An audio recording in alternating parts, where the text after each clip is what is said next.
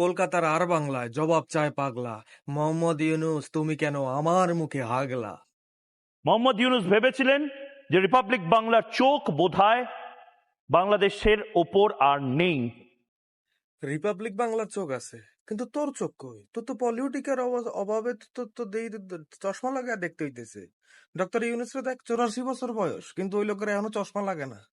পলিউটিকা দে pollute Mohammad ইউনুসের দ্বিপাক্ষিক বৈঠকের আগে ভারতীয় সংবাদ মাধ্যম তারা সংখ্যালঘু নির্যাতন নিয়ে প্রশ্ন করে। কিসের ভয়ে? মোহাম্মদ ইউনুসের যদি বাংলাদেশ সোনার বাংলায় থাকে আমরা দেখার চেষ্টা করব, শোনার চেষ্টা করব মোহাম্মদ ইউনুস কেন লিফটে চলে গেলেন। মোহাম্মদ ইউনুস কি পালিয়ে গেলেন, এড়িয়ে গেলেন? মোহাম্মদ ইউনুস পালিয়ে গেলেন, হ্যাঁ? মোহাম্মদ ইউনুস পালিয়ে গেলেন, হ্যাঁ? তোদের যে আসলে কমন সেন্সের অভাব। একজন মানুষ লিফটে উঠে গেছে, নাইমা চলে যাইতেছে, তোরা তখন দৌড়াইয়া যাইতেছিস প্রশ্ন করার লাগে। তোদের যে কমন সেন্সের অভাব, তোরা যে গোমূত্র আর গোবর খাইছে, তোদের মাথায় যে গো আর গোমূত্র আর গোবর এছাড়া আর কিছু নাই। এটা এই ভিডিওতে প্রমাণিত। একজন মানুষ নাইমা যাইতেছে, সে লিফটে উঠে গেছে, তোরা তখনও যাইতেছে। আসলে ভেবেছিলেন বাংলাদেশের কিছু মিনমিনে মিডিয়া মিনমিন মিনমিন মিনমিন করবে, মোহাম্মদ ইউনুস যা বলবে ইয়েস স্যার বলবে।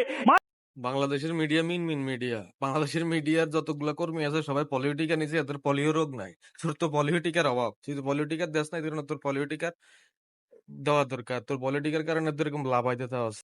ছাগলের 3টা বাচ্চা হইলে 2টা দুধ খাইয়ান আছে আর একটা দুধ না খাইয়ান আছে, এটা হইলি তুই। মার্কিন গোলাম বানাচ্ছে মোহাম্মদ ইউনুস। গোটা বাংলাদেশের প্রত্যেকটি মানুষকে আজ ময়ূখ রঞ্জন ঘোষ প্রশ্ন করছে, গোলাম বানানোর চেষ্টা হচ্ছে।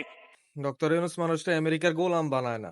আর যদি গোলাম বানায় তাও বালা, অন্তত একটা বিশ্বের ধনী দেশের কাছে, একটা ধনী দেশের কাছে বাংলাদেশের মানুষের গোলাম বানায়। তোদের মধ্যে না গোমূত্র গোবর খাওয়াই না লোকের তো আর গোলাম হইতেছে না।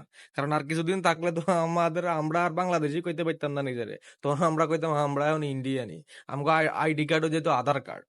যে দেশ মাথা উঁচু করে বাঁচবে, যে দেশ নিজের রক্ত দিয়ে স্বাধীনতা নিয়ে এসেছে, ছিনিয়ে এনেছে, সেই দেশ কেন মার্কিন গোলাম হবে? আরে কি মায়া রে, কি মায়া, কি মায়া। দিন না, ছেড়ে দিন না মোহাম্মদ ইউনুস, অন্য কাউকে দায়িত্ব দিন। আপনি ছেড়ে দিই তো সাল গোবর খাইনে গুণ রানি বই তোকে আল আর খবিস। মুহূর্তে ভেবেছিল ময়ূক বোধহয় বাংলাদেশ ভুলে গেছে, বাংলাদেশ নিয়ে আর কথা বলবে না। না না না না, তুমি বলি গেলে কেমন হইব? তুমি বলি গেলে প্রপাগান্ডাকে চালাই। এরা ধামাচাপা দিয়ে দেবে একের পর এক যা ঘটে চলেছে বাংলাদেশে। এরা ধামাচাপা দিয়ে দেবে আগামী 1 ঘন্টা যদি আপনারা ইউনাইটেড নেশনসকে টুইট না করেন, যদি আপনারা জো বাইডেনকে ট্যাগ করে টুইট না করেন।